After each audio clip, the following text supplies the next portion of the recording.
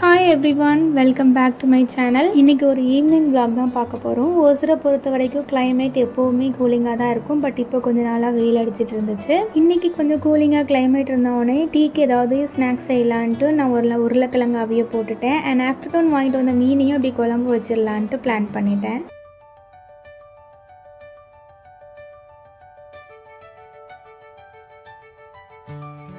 வாரம் வாங்குகிற காய்கறியில் புதினாவும் கொத்தமல்லியும் 5 ரூபாய்க்கு தான் வாங்குகிறேன். ஆனால் இந்த புதினா மட்டும் எப்போவுமே மீதியாகி அழுகி போயிடுது.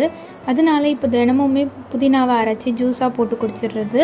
டீயும் உருளைக்கிழங்கு அவிகிற கேப்பில் இந்த மாதிரி சின்ன சின்ன வேலைகளை சைட் பை சைட் நான் பார்த்துருவேன். உருளைக்கிழங்கு அவிஞ்சு முடிஞ்சதுக்கப்புறம் தான் சீஸ் இருக்கிற ஞாபகம் வந்துச்சு. அதனால் சீஸை வச்சு ஒரு சீஸ் பால் மாதிரி தான் பண்ணேன். இந்த வீடியோ லிங்க் டிஸ்கிரிப்ஷனில் கொடுக்குறேன், செக் பண்ணிக்கோங்க. ஓசூரில் மீனே இல்லாமல் ரொம்ப கஷ்டமாக இருந்துச்சு. ஆனால் கடல் மீன் கிடைக்குதுன்னு கேள்விப்பட்டதுக்கப்புறம் இன்றைக்கி போய் பார்த்துடலான்னு போய் பார்த்தோம். மீன் ஃப்ரெஷ்ஷாகவே இருந்துச்சு. வாங்கிட்டு வந்த மீனில் நல்ல பீஸை எல்லாமே பொரிக்கிறதுக்கும் கொஞ்சம் பிஞ்ச மாதிரி இருக்கிறதால அதை எல்லாமே குழம்புக்கும் மாற்றி வச்சுட்டேன்.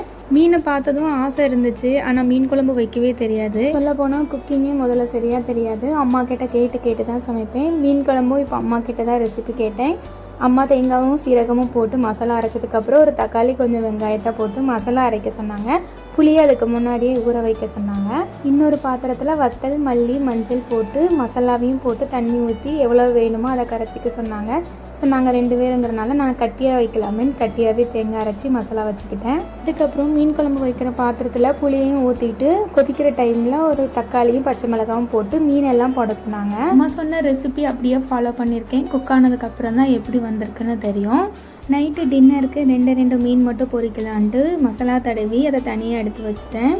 மற்ற ஒர்க்கு பார்க்கலான்னு போயிட்டேன். ஆனால் எனக்கு மற்ற ஒர்க்கு பார்க்குறதுக்குள்ளேயே வாசம் பயங்கரமாக வர ஆரம்பிச்சிருச்சு.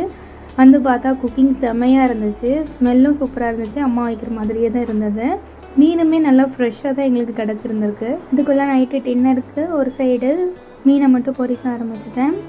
இன்னொரு சைடு தோசை சுட்டு ஸ்டார்ட் பண்ணிட்டேன்.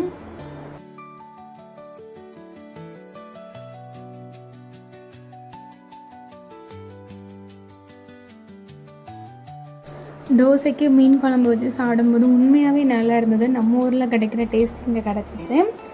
காலையிலலாம் கொஞ்சம் ஒர்க் இருந்தனால செடிக்கு நைட்டு தான் தண்ணியே ஊற்றினேன். செடி வளர்க்குறத பற்றி எனக்கு ஐடியாலாம் கிடையாது. ஆனால் வீட்டில் வைக்கும்போது அது அழகாக இருக்குது. அதனால் அதை நல்லாவே மெயின்டைன் பண்ணுறதுக்காக கரெக்டாக தண்ணி ஊற்றிடுவேன் தினமும். ஆஸ் யூஷுவல் நைட் ரொட்டீன் தம்பிக்காக ஹாட் வாட்டர்லாம் போட்டுட்டு கிச்சன் க்ளீனிங் எல்லாம் முடிஞ்சதுக்கப்புறம் ஒரு கிளாஸ் பூஸ்ட் போட்டு 2 பேரும் குடிச்சிச்சு. அந்த டேயை நாங்கள் பீஸ்ஃபுல்லாக முடிச்சிட்டோம்.